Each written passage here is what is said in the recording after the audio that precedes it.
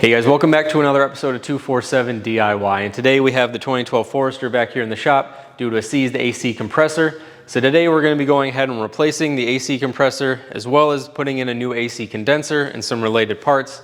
Once those parts are replaced, we're going to go ahead and do a full AC service and then a recharge, so stay tuned for that.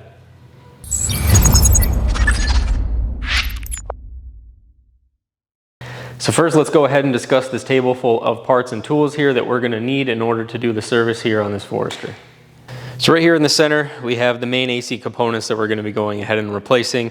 We have our new AC compressor, as well as a new AC condenser, a new expansion valve, a full set of service O-rings for the AC system, as well as the Schrader valves and new caps for the high and low service lines. Over here on the left, we have a vacuum pump, which we're going to be using to recharge the system. We have a flush canister as well as flush fluid that we're going to be using to flush out the factory lines. We have new refrigerant that we're going to be using to refill the system. And we have a tap valve here that we just use with the cans of refrigerant in order to get that refrigerant into the system. And lastly, over here on the right, we have an AC service kit that comes with our hoses that we're going to be using both for the vacuuming portion of the service as well as the recharging portion of the service. This comes with everything that's needed, the lines, the gauges, and the service valves. Okay, so the first thing we're going to do is go ahead and remove this air funnel on the top. What we're doing now is just gaining some clearance to the top side of the engine bay so that we can work. And this is just held on with two push pins here in the front. Yours may look a little bit different. I've lost mine over the years and just had to replace them with what I had on hand.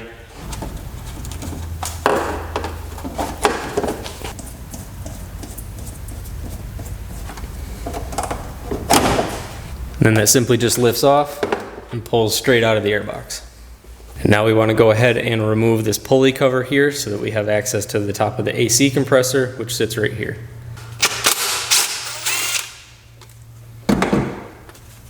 Once you have that 10mm bolt out right there, there's simply just like a ball and socket style fastener right here. So you're just going to lift up. And of course mine broke. Sometimes that just happens on old cars. But you can see right here, this is that rubber grommet. And this is the piece that's supposed to just pop right out of there, like that. So I might try epoxying that piece back in, because I have a feeling ordering a brand new one of those covers from the dealership is not going to be cheap. We'll worry about that another time. Now we need to go ahead and get the grill out here, just in order to access the bolts that secure the AC condenser in place. And we're going to start by removing these 6 push pins. You have 3 here on the passenger side and 3 more over here on the driver's side.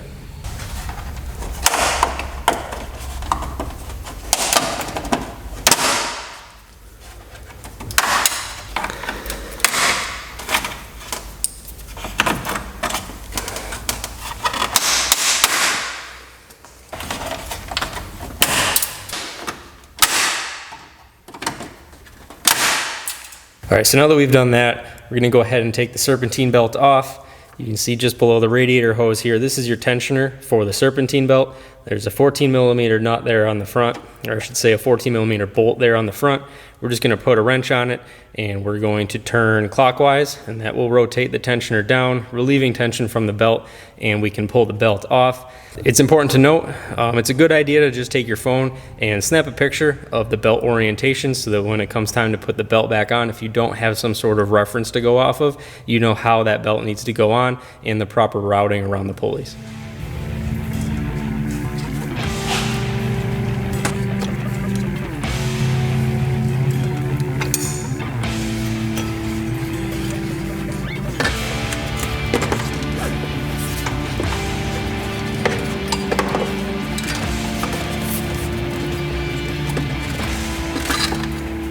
Now another thing to note if you want to make sure you're doing a thorough job here is, one, this is a great time to go ahead and change your serpentine belt. So give your serpentine belt a check before you start this, and you can make sure you have the proper parts on hand. You're just going to look for any cracking, any signs of fatigue on the belt, or simply if the belt just has a lot of mileage on it, you're going to want to go ahead and replace it for that peace of mind. This belt was replaced not that long ago, so we're going to go ahead and reuse it. Also, tensioners do wear out over time.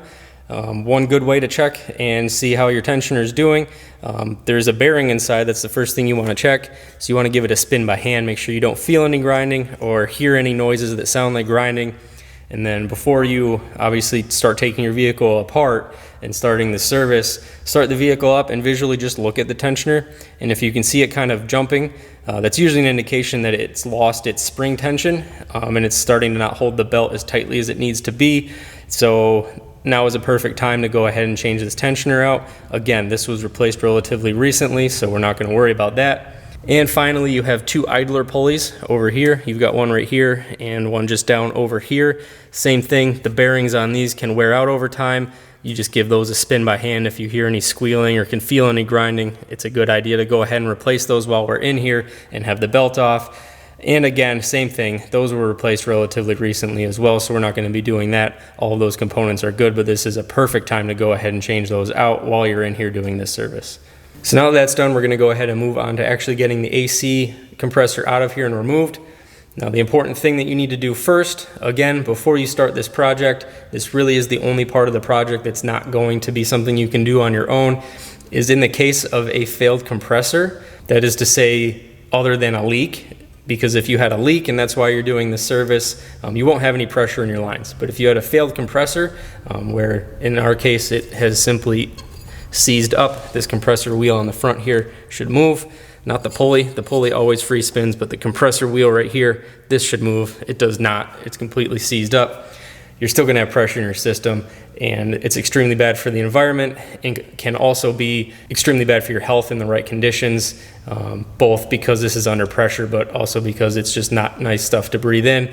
You need to bring this to a shop that can service ACs, particularly a shop that has an AC recovery machine. Some shops will charge you for it.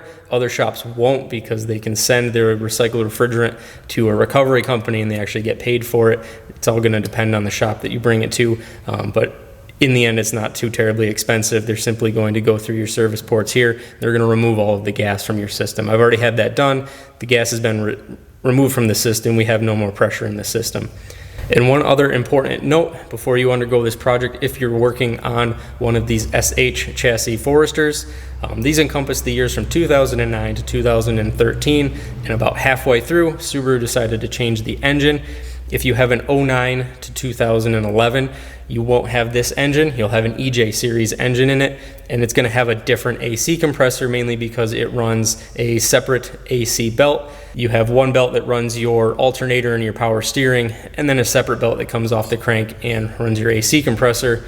This is the newer FB25 series engine, and this most notably no longer has a timing belt. It has a timing chain, and because of that, one of the big differences down here, the water pump is external and run off your serpentine belt, versus the EJ engines, the water pump is run off of the timing belt. Again, we have a timing chain, and when they made all of those changes, they went to a single serpentine belt design, so there's no longer a separate belt for your AC compressor. Your AC compressor is run off of the same belt with everything else. Because of that, it has a wider pulley on it and there's more ribs, and that's why you need to pay attention and just make sure that when you're buying your new AC compressor, you buy the correct one for your application. So the first thing we're going to do is we're going to start by removing this bracket that held that pulley cover on there. You have a 10mm bolt over here and a 14mm bolt that's one of your alternator bolts that's just down back here. And this bolt does have a washer on it, so don't lose that washer. Next, we're going to go ahead and disconnect our high and low pressure lines here off the back of the AC compressor. This is our high pressure line here, this is our low pressure line here, and they're both held on with 10mm bolts.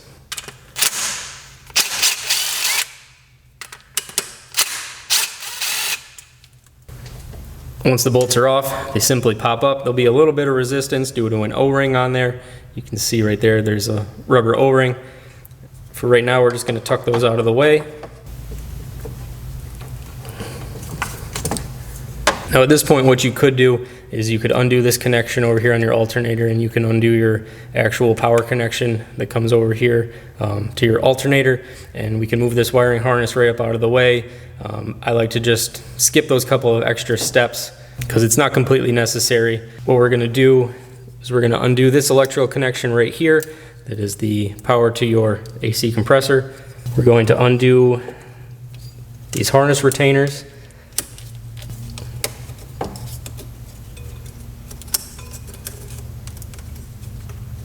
And then unfortunately down here, they didn't use a quick disconnect style harness bracket like they did up here, but the bracket that this zip tie is held to is simply held on by a 10mm bolt.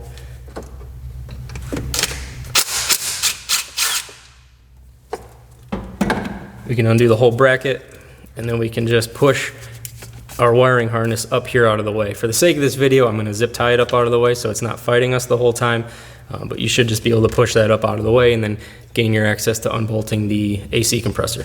And now, before we're in the clear to go ahead and unbolt this compressor and get it off, there's one more little bracket we have to undo, and it's this aluminum bracket here that ties the AC compressor over here to the alternator, and that's held on with two 12mm bolts.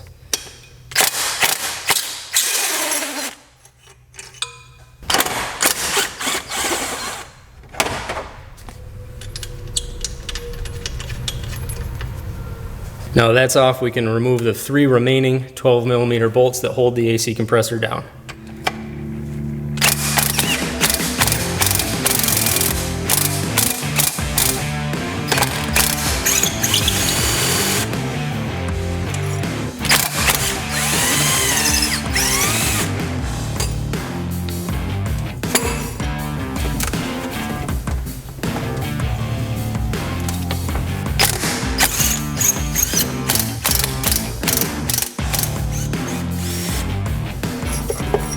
Another little trick, if you start to get one of these bolts that binds up like you saw I had trouble there with that one, just get a little bit of thread penetrator or a little WD-40 could even work, and spray it. Luckily you have access to these ones down through. You can see there's like a little opening right here. It's the same thing on this side on that front one I was struggling with, and just get some spray down onto the top where those threads start to meet.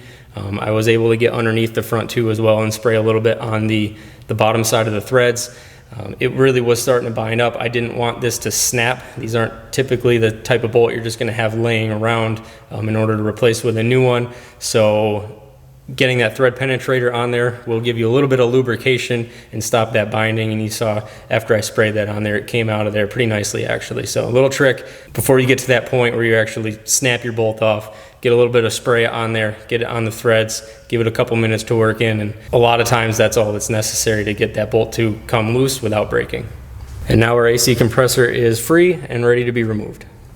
Now I don't know for a fact, but I'm pretty positive if you were to look at the factory service manual, they will tell you now at this point to go ahead and remove your radiator. It really isn't necessary. Typically you have enough room to leave it in place. We're going to undo the mounts that I'll show you in just a second, and we should be able to tilt the radiator forward enough to get enough room to pull the AC condenser out, because it lives between the core support here in the front and your radiator. Now earlier Subarus, and I'm really thinking mostly about my WRX over there, you don't have a lot of room between the radiator fans and the engine. This FB series engine here, or at least when it's sitting here in this SH chassis Forester, there is a decent amount of room between the back side of the radiator fans and the pulleys here that they would first start to contact on the front of the engine. So I'm going to attempt this without removing the fans first. If we need more room, we can go ahead and remove the fans, but I'm going to see if I can do it without even having to remove the radiator fans. So we have our 2 radiator stay brackets. We have one here and an identical one over here on this side, and they are both held in with 12mm bolts.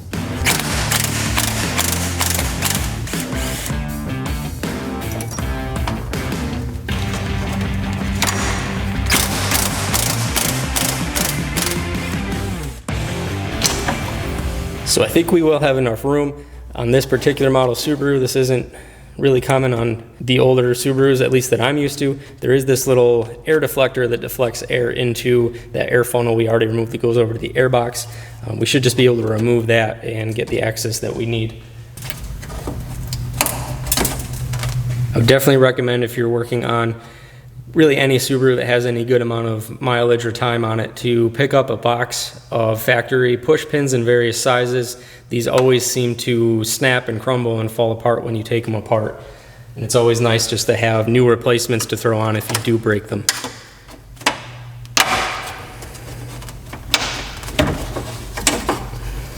All right, so now due to the fact that this SH style Forester, the way that they incorporated this grill, even though we removed these push pins already to gain some clearance, you actually can't remove this grill without removing the bumper, or at the very least it looks like you might be able to remove the headlights and get access to the Phillips head screws that hold the remainder of the grill into your bumper here. For the sake of not having to undo stuff that we don't have to undo, we're not going to undo all that, but it is going to make me a little bit difficult to show you what we're going at. But on both sides of the AC compressor, you have a 10mm bolt, both sides, one over there and one that we're looking at least the approximate location down in here. You can see this plastic tab here for your headlight that comes over. That 10mm bolt is just underneath your headlight. You don't need a ton of room to get a ratchet and a socket or a ratcheting wrench down in there. That's why we removed these push pins, so we can reach our arm down in with our tool and loosen that bolt up so that we can now fish the AC compressor up through this gap. You do want to be careful not to pull too much on the grill if you're reaching your arms down in there, because of the way the bumper kind of sets in and tabs just underneath here to the underside of the headlight. You don't want to pop that out, because then you're going to be undoing the headlights to reseat that. So just be cautious with how much you're pulling out in this grill. You're going to reach out, you're going to find that 10mm bolt. Like I said, it's just underneath this plastic tab for your headlight. You're going to do that on both sides. That will allow your condenser to tilt back up against the radiator here, and we should be able to lift it up through this gap. And if you're curious, for this I'm just using a standard ratchet with a short 10mm socket to break loose the bolt, and then after that I'm going to be using this 10mm ratcheting wrench to get the bolt the rest of the way off.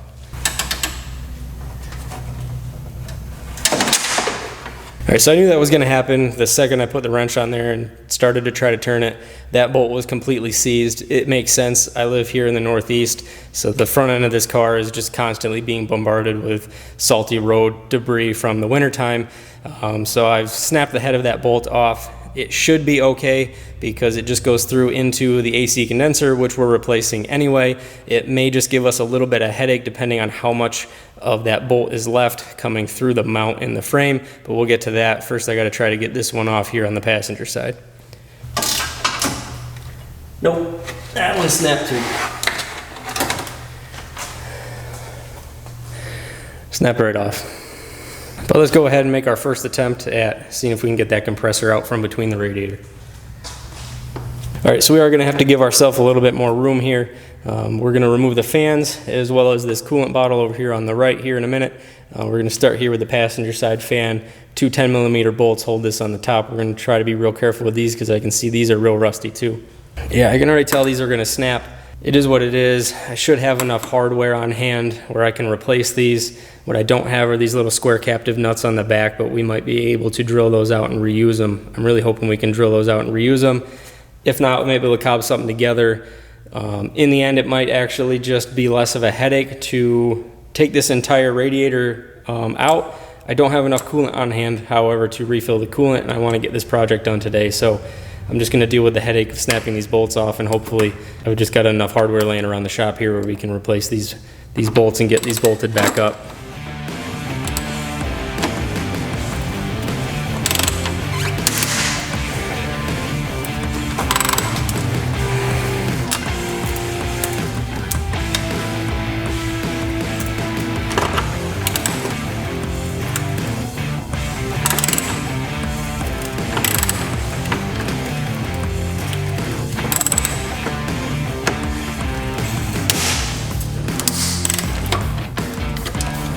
And once that's done, there's just an electrical connection down here on the bottom side of the passenger side of the radiator to unplug it.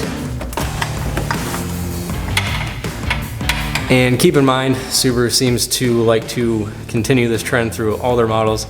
Instead of an electrical plug connection where you push the little tab in and then pull out, you actually have to pull the tab out and then slide your connector out.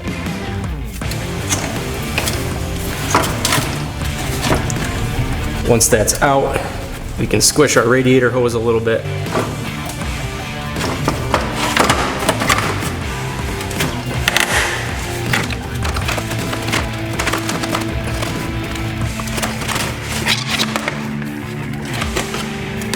And now over here on the driver's side, we're going to remove this coolant overflow bottle. You can just pull this line here out. Tuck that out of the way. You just need to gently pop it off of the push clip over here on this side. Kind of, there you go. Blocked by a tab. Once that's out, you can just lift it off its rubber grommet and out. With that out, we can now remove and probably break our other two 10mm bolts here.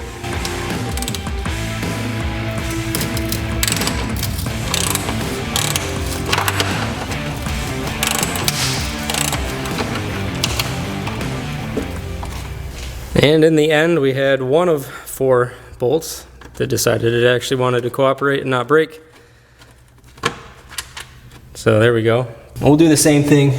We'll undo this electrical connector down here.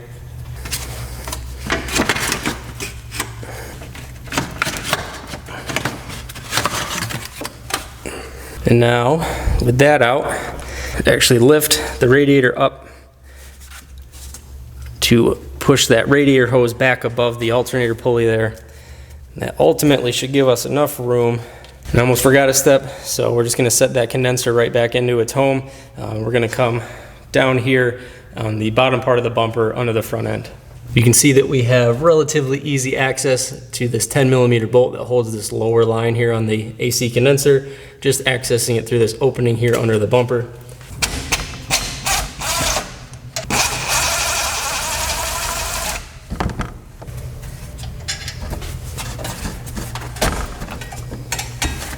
And so now that that line's undone, now we should be able to get that AC condenser up out of there.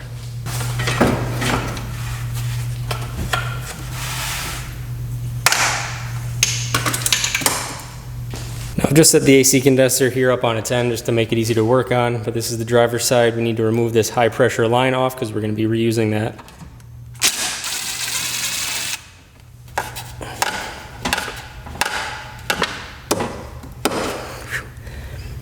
That one was pretty stubborn. Just work at it. You want to avoid getting any tools in there because both the line and the condenser are aluminum. Not that we carry too much about the condenser because we're replacing it, but you don't want to screw this line up. And now, because we are going to be flushing these lines out as well as replacing the expansion valve over here, we need to go ahead and remove this AC line. So we're going to move over here to the firewall. And so over here on the firewall, you can see we have the low pressure line that I was just holding comes over here, and this small line here, that was the lower line that we just removed off the bottom of the AC condenser. They're held on sort of by a central bracket, one bolt. You can't really see it very well, but it's in between the two lines. It's a 10mm bolt that hold those both into the expansion valve.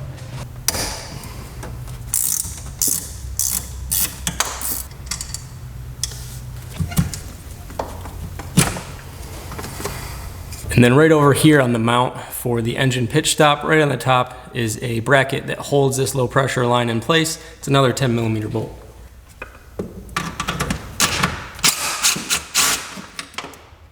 And with that undone, we can remove the low pressure line. Now I'm going to leave this smaller line here that goes back to the bottom of the condenser in place. It wouldn't be impossible to get out, but it is kind of a very long routing, and there is an electrical pressure switch connector over here on it. I'm going to try to leave it in place and see if we can't flush it in place. If I just can't get the right angle and it seems that we're not doing a very good job of flushing that, then I will go ahead and undo it. But for now, I'm just going to leave it in place.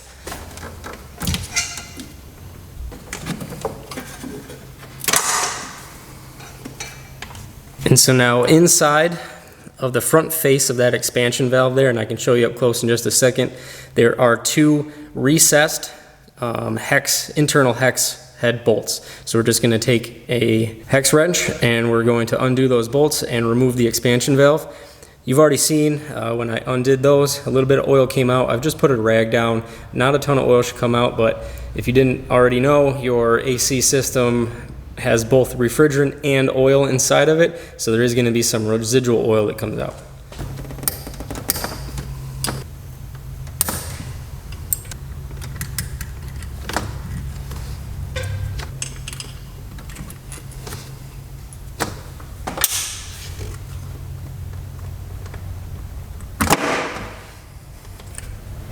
You're just going to pull that straight off. It will pop a bit. At first, there's a little bit of friction there from the O-rings. We're just going to pull that right off. And as I was saying, this is the expansion valve there. You can see our recessed ports here in the top. These hex head bolts just sit inside there. And so that's what you're loosening and removing to get your expansion valve off of what essentially is the pass through your firewall to get to your evaporative core, which sits underneath the dash behind the firewall over there. All right, so the next thing we want to do is we want to go ahead and we want to flush out our lines. And that is a huge component to servicing your AC system after a compressor failure that a lot of people forget. When your AC compressor actually seizes, what causes the internal components to seize up is usually an accumulation of heat. Typically that's caused by low refrigerant level. If your refrigerant levels are low, what that can cause is a condition inside your AC system where the PAG oil that's inside of there won't circulate. And if this pump isn't receiving enough oil, it will create friction, and that friction will create heat, and then ultimately your compressor will seize up. The heat that's created from the internal friction of those parts creates a bunch of little metal particles from the parts rubbing against one another without lubrication, and those little metal particles are then pushed through your AC system.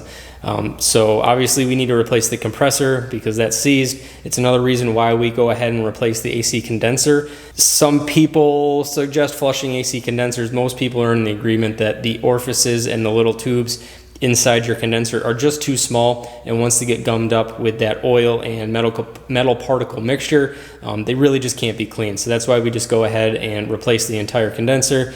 But now what we need to do is we do need to flush out the lines. Now, as far as the evaporator unit that sits behind your firewall, best practice would probably be to replace that as well. The orifices aren't known to be as small as your condenser. It does require quite a bit of disassembly on the inside of the car to remove it. And I also don't like the idea of trying to flush that in place, even blowing it with compressed air afterwards because of the way it's just sitting there. It's probably perfectly fine, but in my opinion, there's a chance that some of this cleaning solvent can remain inside there, and you don't want that in your AC system when you go to recharge it.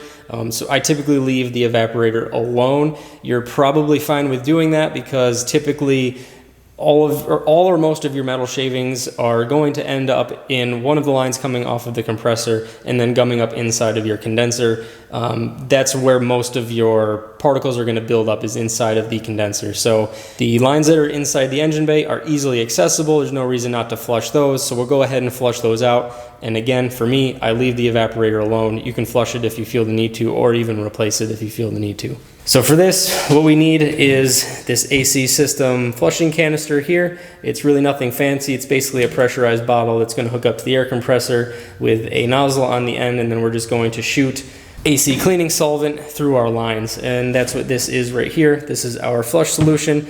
So the first thing we're going to do is fill this bottle with our flush solution.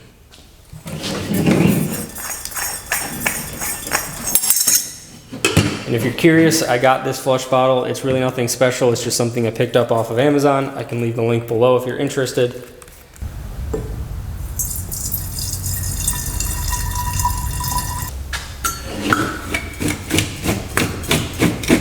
Now we'll just hook our air compressor up to our tank. Now the tank says not to exceed 150 PSI. My air compressor right now is set to about 50 PSI. I think that should be enough. You could always turn it up if you wanted to, but I think 50 to 60 PSI should be more than enough. We will put the one end of our hose down here in our bucket.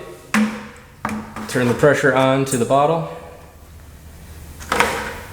And then all you do is take the rubber nozzle here on the end, stick it in your line, and blast the solvent through.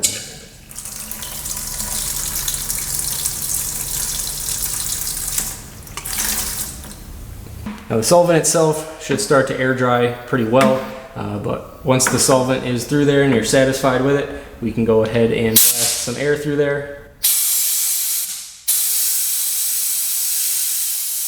And we'll let that hang. Like I said, because it's a solvent, it should air evaporate pretty quickly, but we'll just leave it upright and allow any remaining solvent that may be in there. There shouldn't be. Like I said, we just cleared it out with air, and it should be air evaporating right now.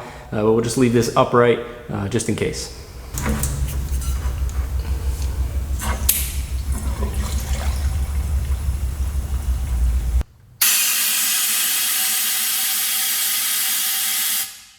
All right, and that's our high and low pressure lines clean. Off camera, I'm gonna go ahead and clean that one small line that we left in place in the car. So I'm gonna go ahead and take care of that, and I'll be right back with you. All right, so I went ahead and flushed that line that we left in place in the car. That went well. After doing all 3 lines and looking in the bucket and seeing the amount of little metal flake that did flush out of the lines, I was really bugged about not flushing the evaporator core. Did some searching around on the internet, and while there's not an overwhelming amount of information, I did find several sources that say that the evaporator should be fine to flush. So against sort of the little voice in my head saying not to bother with it, I did go ahead and flush the evaporator, which I'm kind of glad I did. There was quite a bit of oil in there, and one thing that can be a downfall to AC service is having too much oil in your system at the end of the service, and we'll talk about oiling here in a minute. But it is good to get that extra oil out of there, and I do want to show you the bucket here just to show you what did come out of my system.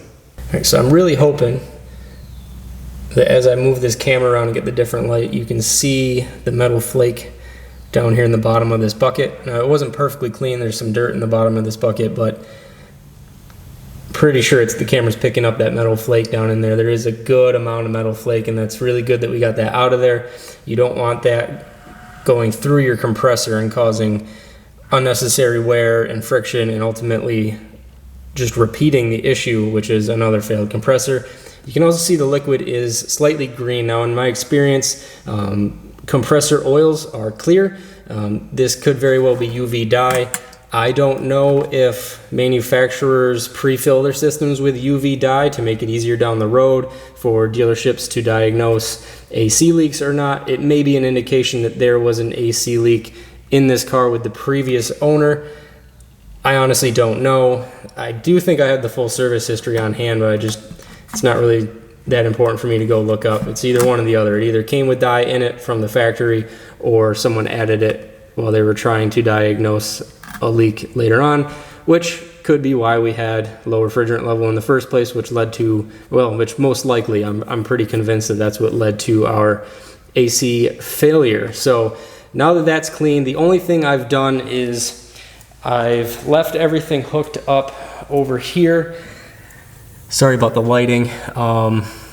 And every once in a while, I'm just blasting more compressed air through the evaporator there. If you're curious, you want to do it in the flow that the system normally flows in. So your smaller line here, down here on the bottom, is where your refrigerant enters the evaporator, and your larger line on the top is where it comes out. I simply took a piece of hose, just scrap hose I had laying on hand that was the right size, and I actually just put that in the end of the empty solvent container from the first 2 lines that we did, and blasted the solvent out through there into that empty container. And now all I've been doing is just continuing to blast compressed air in there, just to make sure every last little bit of solvent, that there's no pooling or puddling inside that evaporator, and that it's all getting spread out so that it can evaporate and we don't have any remaining solvent left in that evaporator. So now we're going to go ahead and reassemble the system. We're going to start by reinstalling our expansion valve here. And we've opened up our rubber O-ring kit that comes with our set. And all you're going to do is, as you replace your O-rings, is just line them up by both size in terms of diameter, as well as how thick the gasket is, to the ones that come off. Keep in mind your ones that come off may be slightly larger just from stretching and expanding over time. So I've already selected the O-rings I'm going to need to reinstall this expansion valve, so let's go ahead and take care of that. And before I forget, this over here, I actually happen to have some PAG oil on hand from a long time ago. This is what I'm going to do. You don't want a ton, but you just want a little bit of oil on your O-rings to make sure nothing pinches when you reassemble. If you don't have any of this on hand, which you probably won't, you can use like air compressor oil that you can pretty much pick up at like Harbor Freight or Lowe's, any place. The auto parts store will probably have it. That's probably going to be your closest sort of oil to PAG oil here. But again, it's not really going to be entering the system. You're merely using it as a lubricant to make sure your O-rings don't pinch during assembly. So we're just going to take our larger O-ring, slip it over the larger end here, and our smaller O-ring on the smaller side. We're going to reinstall our new expansion valve.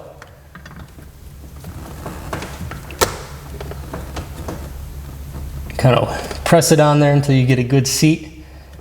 And even if it's not seated quite all the way, your screws will pull it the rest of the way on and create a seal against those O-rings.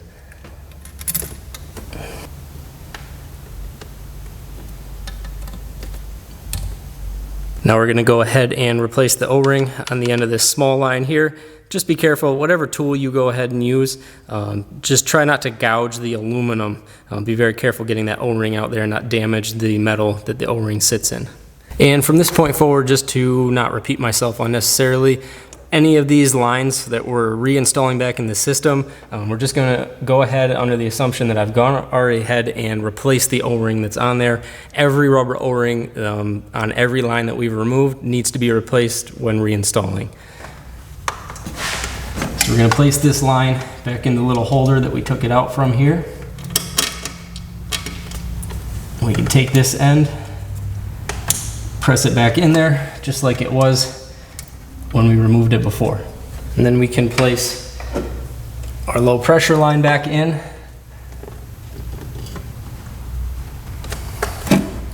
And also from here on forward, every bolt I replace, I'm just placing just a small dab of anti-seize on the threads. I really hope to never have to be back here again replacing AC components, but if I do, it's going to be nice to know that nothing's going to be seized up and break.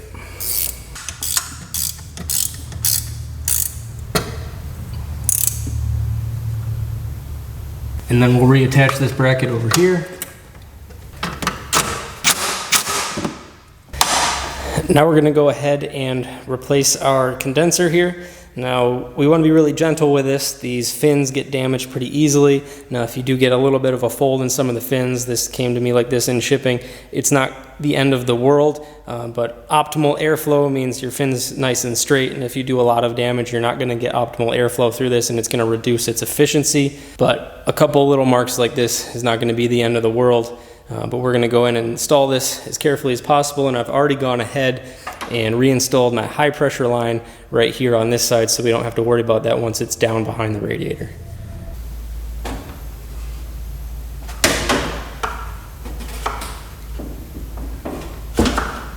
And I did have some hardware on hand to go ahead and replace these with. I'm hoping these are going to be long enough. They should be long enough. They were a hair shorter than the factory ones, but the factory ones did stick out beyond the threaded portion that they go through. And the silver lining is, even though these aren't factory bolts, they are stainless steel, so we shouldn't have any rusting issues in the future. If these are too short, I have some longer ones on hand, but I'll have to cut them down. I just wanted to avoid having to cut a bolt down. So hopefully these are going to work.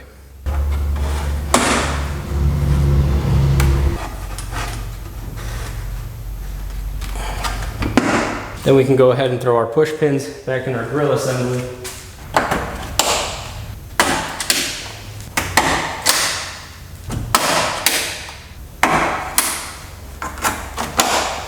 And now we'll go ahead and reattach that lower line. It's no different than anything that we've been doing so far, and you already saw how I disconnected it, so for the sake of not having to move the camera around a million times, I'm just going to do that off camera. So now that line's installed, we can go ahead and set the radiator back on its rubber mounting feet. We can reinstall the radiator stays.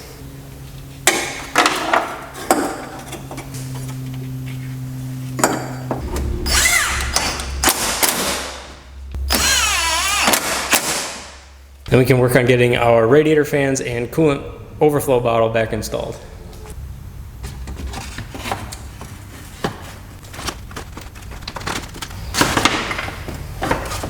And I was able to save all of the nuts, or all of the bolts and the captive nuts. I just brought them over to the vise and loosened them up very gently, kind of worked them back and forth. The problem is, the reason why they broke the tabs inside of the radiator fans here is those captive nuts are only held in by a very thin tab of plastic, and really it's just there to kind of locate that nut. Really, they're just held in place by the tension of the nut and the bolt clamping them on. The only difference now is because that plastic's been opened up a little bit when that nut spun, I may just have to stick a screwdriver down in there, something to hold that nut in place while we tighten the bolts down. I'm just going to add a very, very liberal amount of anti-seize on there, throw these back in.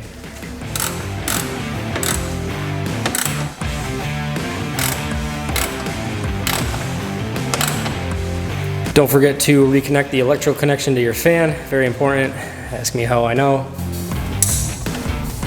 We'll go ahead and reinstall the coolant overflow bottle.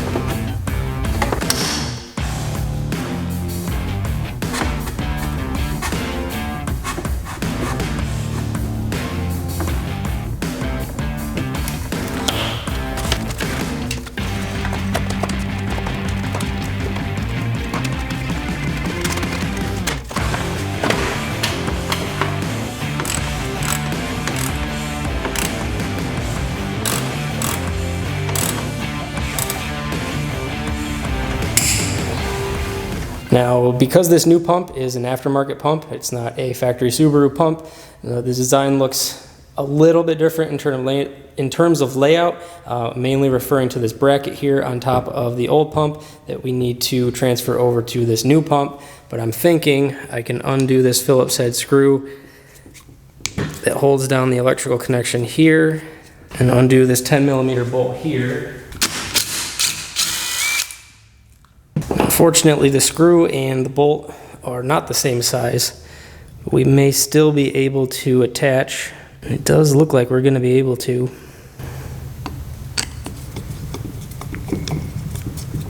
And we are. It's not as great of a design, mainly because this bracket can rotate a little bit now.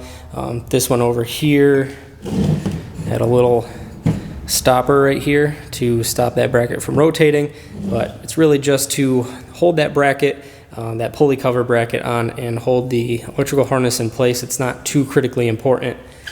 All right, so I took a step back after looking this over real quick, and unlike the factory unit, which just has the plug that comes off of there like that, this one also appears to have a separate ground that comes up right here.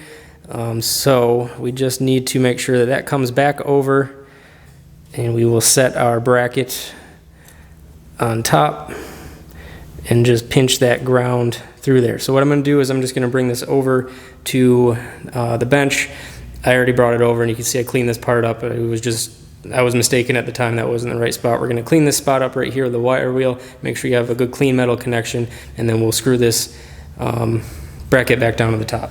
So now that we have good clean metal for a nice solid ground, we're just going to make sure our ground wire goes right there and our bracket sits on top, and then when we screw this down, that ground wire will be pinched between the housing and the bracket and provide a good ground.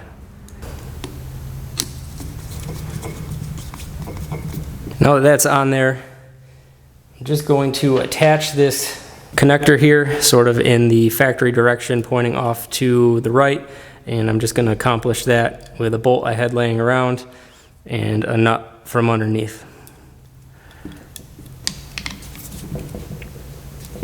So now our compressor is ready to get installed back in the engine bay. Reinstall our bolts. All these bolts are the same length, so there's no need to remember which one came out of where.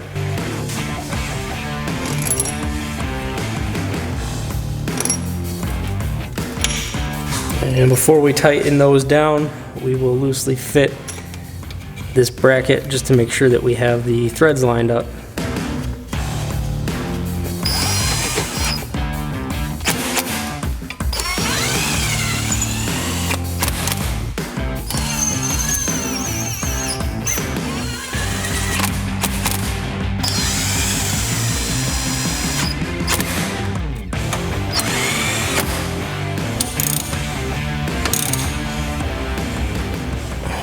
And if you notice, this bracket kind of got in the way of that bolt being able to go down in there.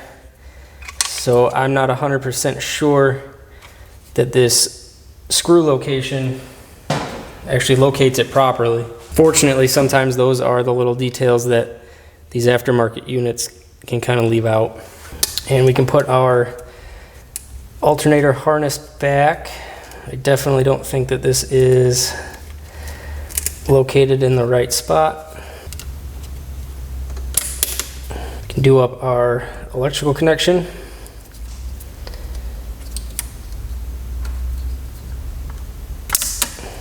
don't really like how that's coming together with the extra length there, so I'm going to try to reposition this. So yeah, I really couldn't find a place that I liked. There was I didn't want a ton of tension on these wire ends, so it kind of wanted to sit there like that, so I just zip tied it down to that harness clamp there, and that'll at least keep it in place. The wire's out of the way, it's not going to mess with anything, so that's how it's going to have to be. I almost forgot to reinstall this air scoop here.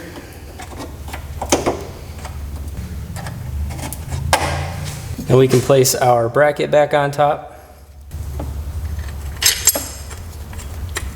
All right, so yeah, again, like I said, sometimes that's issues that you're going to run into with an aftermarket unit. What it looks like I'm going to be able to do, I think it's going to put it at the right angle in terms of this being swung back or forward, is I just had a little plastic spacer on hand because this bracket does sit a little too low now. Just lift it up with the spacer and a longer bolt that I had on hand. And again, another little issue ran into here. This clutch style is a bit different than the factory clutch style. It sticks out from the pulley quite a bit, so it was rubbing the cover. So I just brought it over to my benchtop belt sander and just cut a little cutaway for the front there. And even though we still do need to fix this pulley cover, that should locate it. I'm gonna bring it back over the belt sander. This isn't exactly centered where I want it. And there we go. We got that little cutout here, so that it's not touching the part that sticks out here on the front of this different style clutch. Like I said, we still need to repair this, but we can continue on without that pulley cover there. So now we can reinstall our high and low pressure lines. First need to remove these plugs. Apparently there's some pressure in there. And we'll attach our low pressure line first.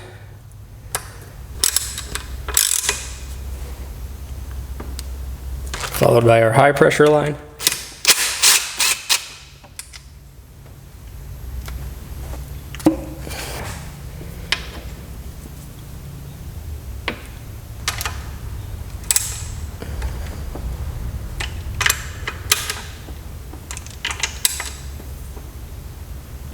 And before I forget, we'll reattach this bracket down here that we removed. And so all I was doing there was, once again, just trying to find a spot where this connector was happy and none of the wires on either side of the connector were being pulled at like an extreme angle. They are pretty small wires, and you'll want to accidentally, through vibrations and putting lots of miles on the vehicle, wear or pull on the ends of those wires and pull them out of the plugs. We have everything secured here nicely. We can go ahead and reinstall our air scoop here.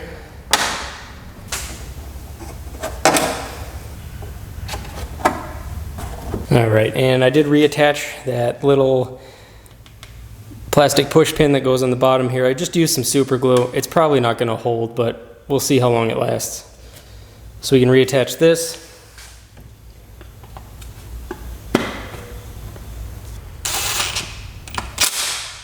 And if you're observant at home watching this, you'll notice that I completely forgot to put the serpentine belt back on, so we'll pull this pulley cover back off and reinstall our serpentine belt.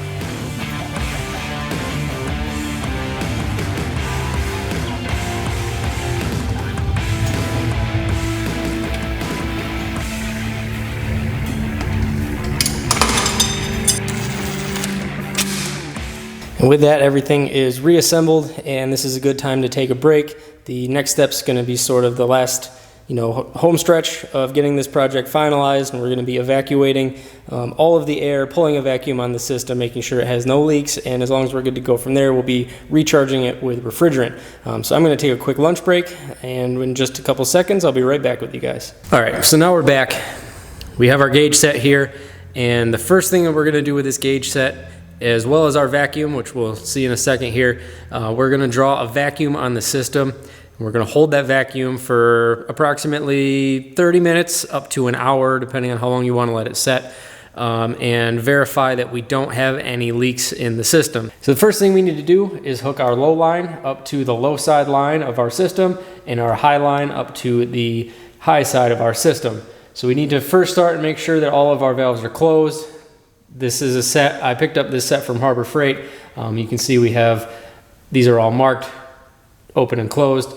These two need to be closed, these two need to be closed. We'll start with our low side line right here. And we already know that our low side line is back here by the firewall.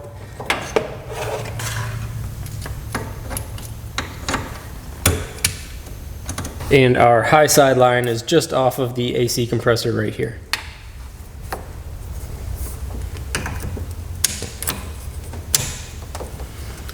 And these are actually pretty convenient. You don't have to really worry about what side's what. Typically your red hose coming off of your gauge set's going to be high, your blue being low, but the way they've designed these service ports here is they're different sizes. So you can't put the high side line on the low side and vice versa. So you don't have to worry about worrying that. They'll only go on one side. So now that those are in place, we'll go ahead and set up our vacuum pump. And here we have our vacuum pump. I've already got it plugged into power. We're just going to uncap this top port, and we're going to hook our yellow line up to that. Once that's hooked up nice and hand tight, we can begin to pull a vacuum. One thing to note is if you pick up your vacuum pump from Harbor Freight, like I did, it comes with a bottle of oil, and it's not extra oil. The pump comes dry, so you need to make sure that you fill it up to the marks here. You can see through the little sight glass here on the front where your level marks are. Don't forget to fill it with oil.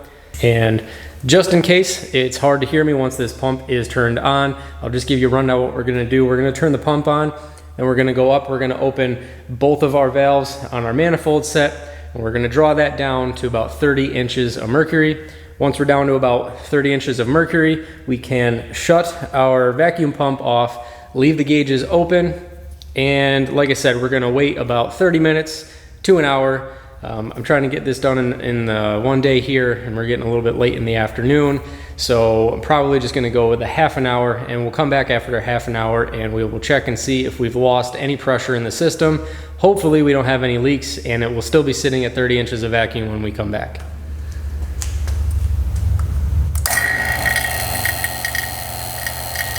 And so we've opened both of our valves now to the farthest open position. And you can see this is drawn down to 30 pounds of vacuum, or 30 inches of mercury, and we will just let this sit for a couple minutes, let it draw pressure, and then we will just simply shut the power switch off at the pump, leave the vacuum on the system. That's when we're going to wait our 30 minutes, and we'll come back. Okay, so I was not able to hold pressure on the system. And what I did, and I'll show you how I did it in just a second before I lose air, is I pressurized the system, and you can see here that we definitely have a leak at the top of the compressor fitting here. So it looks like we're going to have to replace that O-ring, even though we went with a new one. You never know, it might have got pinched or something like that, but we're going to have to replace that and fix that leak. Now all I did, and it's not a perfect way to do it, ideally you would go and get the right fittings, but I just took this air adapter here and I just threaded it in the couple of threads that it will thread into this fitting, which is what we're going to be using for our R134A cans of refrigerant.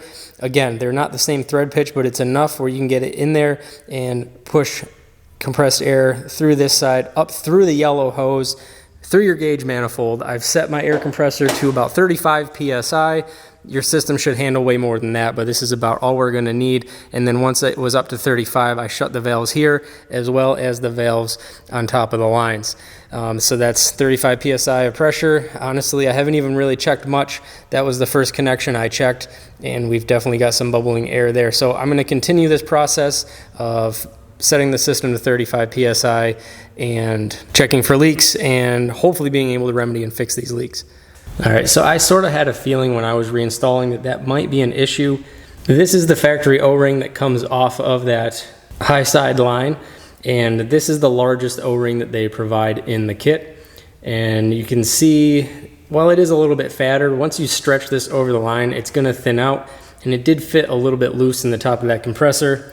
Now, I didn't have anything necessarily this size, but I did have a kit of generic O-rings. This is still smaller, but it is quite a bit fatter than that green O-ring that came with the replacement O-ring kit. and that seems to have done the trick. We've been holding 30 inches of mercury for quite a while now. Everything seems to be sealed up. I did go around the rest of the AC system, a lot of the common failure points, and just sprayed some soapy water. We don't seem to have any leaks. And so now that we more or less have achieved our leak test, it really wasn't the traditional way of letting this sit at 30 inches of vacuum, but that's really all we would have found out anyway when we came back, and this was leaked down. I had a large enough leak where almost within less than a minute leaked down. Like I said, we've been holding 30 inches of mercury here for quite a while, so I'm satisfied that we sorted that leak out and we're leak free. So what we're going to do now is we're going to turn our vacuum pump back on. We're going to let our vacuum pump run for about 30 minutes, 30 to 45 minutes. Because what we want to do is we want to remove oxygen. We want to remove all of the oxygen from the system. And then also in a vacuum type environment, what that's going to do is it's going to pull moisture out of the system, because those are the two things that will kill your air conditioning system, is moisture in the system and air in the system. You won't be able to fill it properly if it's already filled with air, and it's going to wreak havoc if you have moisture in there with the refrigerant. So we're going to turn our vacuum pump back on and just let it run, let it draw vacuum, like I said, about 30 to 45 minutes. So we've been pulling vacuum for a little over a half an hour now. Before we go ahead and shut our vacuum pump off, we want to go ahead and close both of our lines here. If we don't close both of our lines and then we shut our vacuum pump off and then disconnect the vacuum line here, you're going to release the vacuum on your system. You'll have to start all over again. So make sure that you close these lines off. Now we can shut our vacuum pump off. Now we can focus on adding our refrigerant to the system. In this case, we want R134A, which is what this is. You want to get the stuff that doesn't have any like leak, sealant, or anything like that. A lot of times all that stuff is good for is just gumming up your system. So just get plain R134A. You do want to check your label on this 2012 Forester here. That label is right back here under the hood. Older vehicles that are R12, you can't buy R12 anymore. Like I think special conditions for like industrial applications you can buy R12, but just as your average person, you're not allowed to buy R12 anymore because of how damaging it is to the ozone and things like that. Most vehicles that are on the road now are going to be R134A. There is a new type of refrigerant that's coming in newer vehicles now. I forget exactly what it is off the top of my head, but more than likely if you're having to service your AC system, you have a vehicle that is still a R134A vehicle. So that's what we have here. Now our sticker recommends that we have our system set to 16 to 19 ounces of refrigerant. I'm going to aim for about 18 ounces just to be within that and be safe. And each one of these cans is 12 ounces. So to start, we're just going to add this first 12-ounce can of refrigerant to our system. Now we want to go ahead and install our can tap onto that same yellow line that we had hooked up to our vacuum. You want to make sure that the valve is turned so that it's all the way up, all the way out. And then we can twist on our can of R134A. And then we can twist our valve down, and that will pierce the can. And now, even though our AC system has been drawn to a vacuum, we've now introduced air into this yellow line, and we don't want to draw that air back into our system. So what we need to do is purge this line, and with our AC can open, we're just going to purge it with refrigerant. So keeping your hands kind of out of the way, because refrigerant under the right conditions can give you frostbite, and obviously facing away from your eyes, you just want to go ahead and press this Schrader valve here.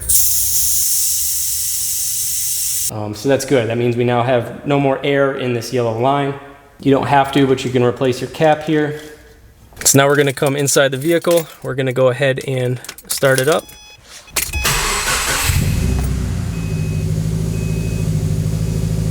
And we're going to go ahead and turn the AC all the way on, making sure that we go ahead and hit the AC button. And now we're going to go ahead and open the low side valve.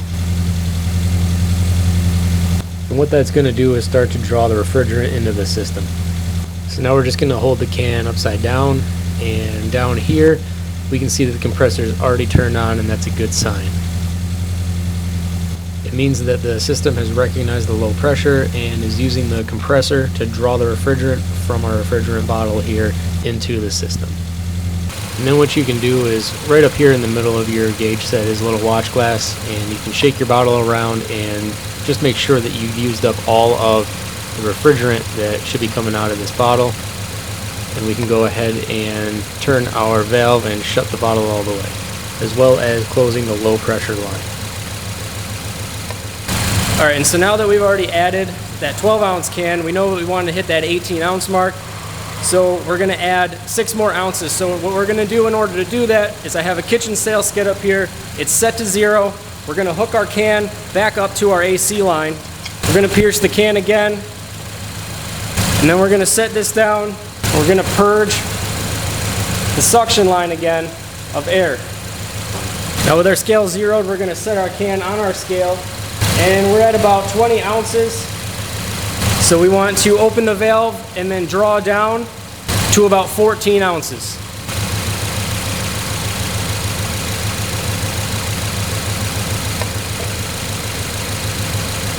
All right, so we brought our can down now to roughly right around 11 ounces. It's 11.1, and we left that little bit of headroom of that 1 ounce under the recommended fill for the system, just to make sure we didn't overpressurize. I've already closed the low side line, so we can go ahead and shut this. And now jumping back in the car, this is with the driver's door that's been open. You can see that we're blowing a nice steady 60 degrees, which is perfect. All right guys, so it's the next morning. I stopped filming for a little bit yesterday because I had some concerns, and I also realized that I should explain a few things. So the last thing you would have saw is we got the temperature down to 60 degrees, and I said that's perfect. A lot of you may be saying my AC blows a lot colder than that, and I would expect my AC to blow colder than 60 degrees. Here, the ambient temps in my shop, because I don't have an air-conditioned shop and it was hot yesterday, it was sitting around 90 degrees here in the shop. Most automotive AC systems really are only going to decrease temperature by about 30 degrees. So that was actually about perfect, seeing 60 degrees in the cabin. I've come out again this morning and I've tested it. It's about 70 degrees here in the shop, and we very easily got down to 40 degrees in the cabin in the car. So that's outstanding. I haven't had AC in the car for just shy of about 2 years now. So in those really hot August months when just rolling the windows down doesn't cut it, it's gonna be really nice to have AC in the car. Also, a lot of people don't realize your defog feature for the inside of the windshield when you get moisture and fog utilizes your AC, because not only does your AC cool, but it creates very, very dry air. And so when you turn that defog function on, your AC turns on a very low setting to blow dry air at your windshield to dry up that moisture that's on the inside of the windshield. The other concern that I had yesterday was the AC compressor wasn't cycling. Again, that was just due to the ambient temperatures in the shop. The AC system realized it wasn't decreasing the temperature to where it wanted it to be, so it was just constantly running. And then especially sitting here at idle with no airflow through the condenser, it was just working. Again, I've come out this morning now that it's cooler, and we've verified that the AC compressor is cycling on and off like it should. In addition to that, I also realized I forgot to mention the AC compressor that I went with is a pre-filled compressor. It comes pre-filled with the proper amount of oil for the refrigerant system for this vehicle. If you were to buy just a compressor that doesn't come filled with oil, you would have to add the proper type of, it's usually a PAG oil, PAG, PAG oil that's designed for AC systems. You'd have to find out the amount, and you can put that amount of oil, you can pour it into that yellow line that we use to draw the refrigerant in, and then hook up to your refrigerant can, and then that will draw the oil and the refrigerant into your system. If you're shopping around and you want to go what I consider to be the better method and just getting a compressor that's pre-filled with oil, make sure you get the right kind, because there are 2 pre-filled types of compressors. One type of compressor is pre-filled simply for the lubrication of the compressor, and it's not the total amount for your system. And then other compressors, like the one I bought, come with the total amount of oil that's needed for the system. So again, if you were to get the kind that's only pre-lubricated essentially with a small amount of oil for the compressor, you would have to add the remaining amount of oil. So with that, that's going to wrap everything up on this one. The only other thing that I'm going to do that's kind of a no-brainer to go ahead and take care of when you're servicing something like this is we're going to go ahead and just replace out the cabin air filter. I'm not going to film it. It's very easy. You just drop down your glove box, and behind the glove box there's a little access door that you remove, and your cabin air filter slides right in there. That way you get nice fresh smelling air from your newly functioning AC system. So as you can see, you can save yourself a whole bunch of money by doing your AC service yourself, but you can also probably see why a full AC service shop charges so much, because in addition to priding themselves on making sure they do an AC service correctly, you can also see the other pitfalls that they would have had to run into. An AC service shop wouldn't have wanted to risk potentially popping the bumper out or damaging the grill by bending it forward like I did. More than likely they would have removed the entire front bumper, or if they could get away with it, removing the headlights. I can almost guarantee you they wouldn't have removed the condenser the way I did, and they would have drained the coolant and removed the radiator to have the room that they needed. So there's a whole lot of work that goes into that. It's a lot of labor hours, and again, like I said, priding themselves on doing it the right way by flushing and making sure that all of the components that need to be replaced are being replaced with new components. But as I said, you can save yourself a whole bunch of money by doing it yourself. The parts cost, when you consider what you're buying, isn't too bad. A new condenser with a brand new compressor, and it's not a genuine, it's aftermarket, so we're saving a little bit of money there, and a brand new expansion valve and the included O-rings. I picked that up as a package through Rock Auto. I want to say it was mid 300s, like 350 bucks, something like that. Really the cost of this project comes in the specialized tools. The AC gauge set is a relatively cheap set I picked up at Harbor Freight. I did go with their more expensive option. I think their cheapest one was about 20 bucks. They had a slightly better one that I went with. It was like 40 bucks, I think. The real expensive one is the vacuum pump. This one here, trying to remember, I think this was just shy of $100. Yeah, it was $94 for this one. It's a 2.5 CFM pump. They did have another option, notably more expensive, for $149, and it's a 3 CFM pump. I'm assuming that that one's probably more for residential applications, for like a split duct AC system or something like that, where you need more vacuum draw to properly draw a vacuum. This 2.5 CFM one is more than capable for doing your automotive AC systems. But again, you're spending about $100 on a vacuum pump. That being said, if you're only doing this one time, you could always sell tools. People are always interested in buying tools, so once you're all done, you could always sell the tools if you don't plan on doing it again, or you could keep them on hand, because once you have tools, you have them. You don't have to buy them again, and you could always help your buddies out. If you have a buddy needs AC service, instead of them having to go buy new tools, you've got tools that they can borrow. So realistically, it's the special tools and supplies that you need for this project. The actual parts, when you consider what you're getting, really aren't that bad. And that's all I have for you guys today. So if you liked the video, be sure to hit that like button. Feel free to leave a comment below, and if you're not subscribed already, please consider subscribing. Don't forget to follow us on Instagram, where you can find intermittent updates between videos. Thanks.